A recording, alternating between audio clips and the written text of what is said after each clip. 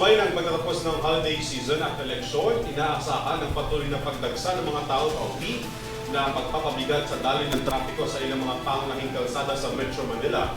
Dagdag pa rito ang dumaraming aksidente sa mga kalsada na dahilan ng mas mabigat na lagay ng trapiko. Para sa detalye ng balita, alamin sa report ni Dan Villegas.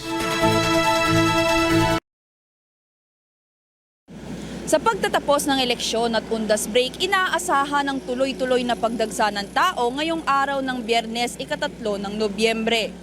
Sa mga nakaraang araw ng holiday season at eleksyon, kanya-kanyang paalala at paghahanda ng mga otoridad para sa pagragasa ng tao at ng trapiko ang ginawa ng mga opisyal lalo na ngayong uwian na ang mga ito.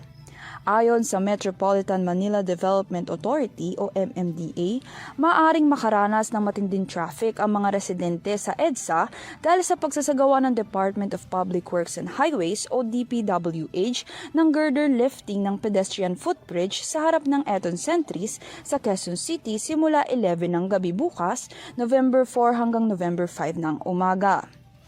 Naglabas at inabisuhan naman ng MMDA ang mga motorista ng alternatibong ruta para rito. Kasama pa dito ang nilabas na Road Traffic Incident Report ng MMDA kung saan 17 na vehicular accidents at 4 na stalled vehicles ang naitatala nito simula 6 a.m. ng umaga hanggang 2 p.m. ng hapon ngayong araw. Matatandaan na naglabas ng press release ang MMDA noong October 26 kung saan nakasaad dito ang paghahanda ng mga ito sa inaasahang mabigat na daloy ng trapiko.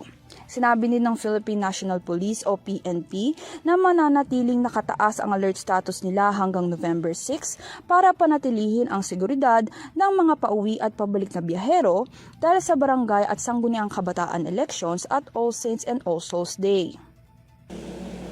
Para sa Your TV News, Dan Villegas sumasaludo sa bawat Pilipino.